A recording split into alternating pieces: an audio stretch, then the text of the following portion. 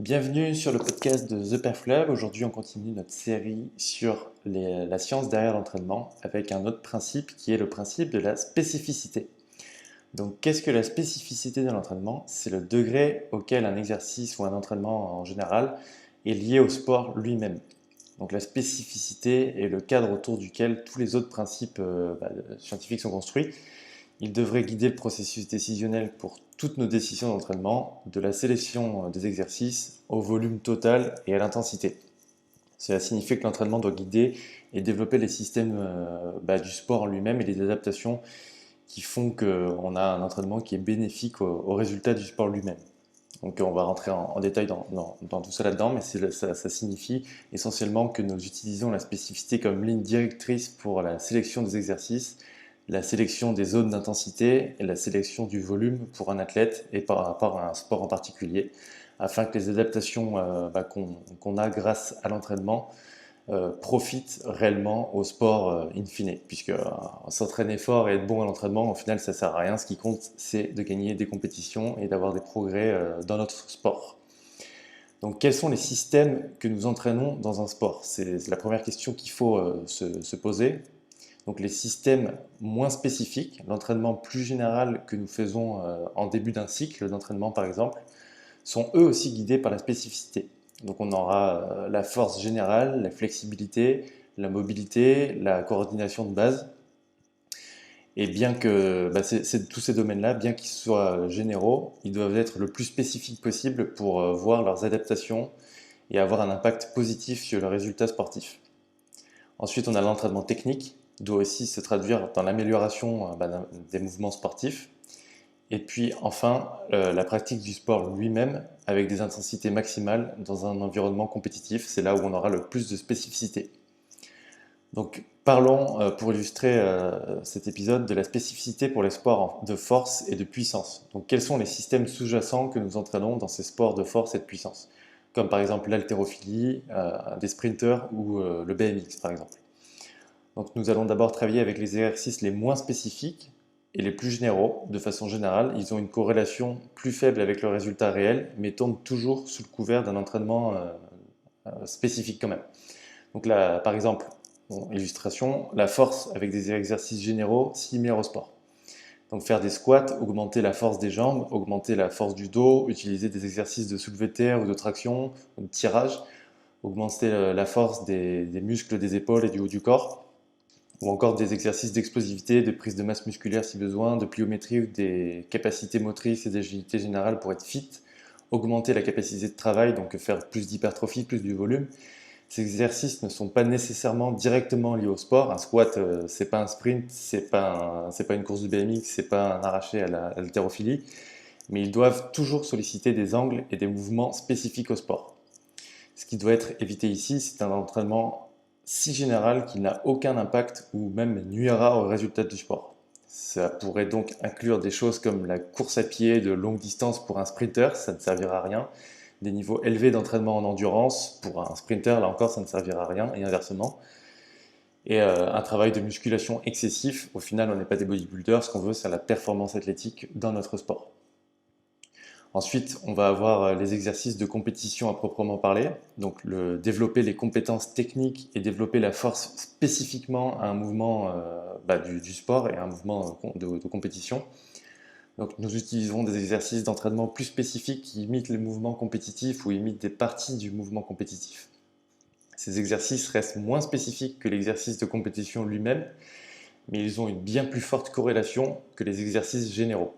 Ils sont étroitement liés au mouvement de compétition, mais ne sont pas de nature identique. Donc on pourrait imaginer pour un sprinter au 100 mètres qui fait des accélérations sur 50 mètres, pour un haltérophile qui fait des séries de 2 ou 3 par exemple, c'est un exercice de compétition, mais ça mimique pas un exercice de compétition à proprement parler, puisqu'un exercice de compétition à proprement parler, c'est une intensité maximale une fois. Et finalement, la troisième type, c'est améliorer donc l'exécution technique réelle de l'exercice de compétition lui-même. Donc là, il s'agit du système de spécificité le plus élevé, le mouvement de compétition lui-même réalisé à une intensité maximale et dans un environnement de compétition. Donc finalement, en fait, dans ce que nous recherchons avec la spécificité, c'est l'adaptation dirigée.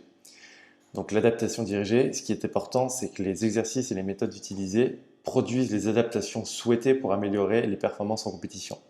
Donc choisir des exercices trop éloignés du sport est contraire au principe de spécificité. On recherche toujours des exercices qui sont étroitement liés au sport lorsqu'on parle de ce principe de spécificité. Donc, quels seraient les principes de l'application correcte de ce principe de spécificité dans un processus d'entraînement? Donc, généralement, on va faire des exercices dans l'entraînement qui vont du moins spécifique au plus spécifique à l'approche d'une compétition. Nous allons diminuer le volume le moins spécifique à l'approche d'une compétition et nous allons remplacer ce volume par une augmentation des exercices les plus spécifiques qui ont une adaptation bien plus bénéfique à notre pic de forme sportif pour une compétition. Ensuite, il est nécessaire de rester dans le domaine de la pratique technique, même pendant les phases d'entraînement général, car la technique des exercices est très critique pour la réussite de l'athlète. Plus le niveau d'expérience de l'athlète est bas, au plus il a besoin de temps pour améliorer sa technique et au plus les exercices spécifiques sont élevés. Ensuite, différents exercices et différents moyens sont souhaitables à différentes phases du processus d'entraînement. Donc les exercices qui sont les moins spécifiques dans les premières phases d'un cycle de l'entraînement sont bénéfiques dans la mesure où ils produisent certaines des adaptations que nous recherchons. Par exemple, le squat à répétition élevée ne peut pas être directement corrélé avec la performance dans le sport, disons par exemple le rugby ou le judo, mais bénéfique, il peut être bénéfique qu'une augmentation de la taille musculaire et une augmentation de la force musculaire, ainsi qu'une capacité de travail supplémentaire profiteront à l'athlète dans les phases suivantes de son entraînement, où il pourra s'entraîner plus dur, plus longtemps et de façon plus efficace. La spécificité ne se limite pas à l'exercice, mais il est également affecté par la charge. Donc les exercices qui sont très similaires au sport réel effectués avec des intensités trop légères et une fréquence très élevée ne sera pas très spécifique parce que l'intensité réelle n'imite pas la compétition. Donc par exemple, pour un haltérophile, faire des arrachés à 50% d'intensité est moins spécifique que faire un arraché à 90%. Néanmoins, ces exercices pourraient être utiles car ils nous permettent de parfaire la coordination de base des exercices techniques tout en maintenant un volume d'entraînement très élevé en début de cycle d'entraînement. Donc il nous permet de faire beaucoup plus de volume en fait. Et quand nous faisons des exercices plus généraux, moins spécifiques, cela s'accompagne généralement de plus de volume. Et c'est pour ça qu'on travaille plus sur la coordination de base, les qualités physiques fondamentales en début de cycle et qu'on va ensuite vers plus de spécificité à la fin d'un cycle d'entraînement proche de la compétition. Les athlètes peuvent mieux tolérer ce type d'exercice car ils sont plus simples et la fatigue accumulée par le volume d'entraînement général nous empêchera de faire des exercices plus spécifiques et trop intenses. Donc l'utilisation des variations peut aider à renforcer une musculature spécifique. Et enfin, au plus proche d'une compétition, le développement de la technique sera le plus important et les qualités du système nerveux ainsi que l'atteinte d'un pic de forme est l'objectif principal. Donc cela ne peut être fait qu'avec des exercices de compétition et des variations extrêmement proches de l'exercice de compétition. Les charges et l'intensité doivent imiter ce que nous aurons en compétition, donc essentiellement des intensités maximales, voire quasi maximales. Et il est essentiel que l'intensité imite la même intensité que nous aurons en compétition, et ensuite réduire le volume d'entraînement pour réduire la fatigue. Donc une surapplication de ce principe de spécificité, donc une application abusive de ce principe-là, signifierait un manque de variété dans l'entraînement. Faire simplement l'exercice de compétition à une intensité maximale, à l'exclusion de toutes les autres modalités d'entraînement, est une erreur. Cela peut créer une situation où il n'y a plus de fondement de base dans les capacités générales sur laquelle améliorer on n'a pas de point de départ sur lequel améliorer les résultats. Donc on ne peut pas faire plus de volume puisque l'intensité est déjà maximale et on ne peut pas augmenter l'intensité puisque l'intensité est déjà maximale aussi. Donc bien que les qualités générales n'aient pas nécessairement une relation directe avec la performance lors de la compétition, elles ont une relation indirecte et en ce sens qu'un athlète qui est plus fort, plus mobile, plus explosif, qui a une meilleure coordination, sera en mesure de mieux performer et de tolérer un entraînement plus adéquate pour son sport. A l'inverse, une sous-application de ce principe de la spécificité, ce serait également une erreur dans la mesure où un entraînement trop éloigné des exercices de compétition pendant trop longtemps ou comportant trop de volume ne produira pas une adaptation dirigée suffisamment élevée.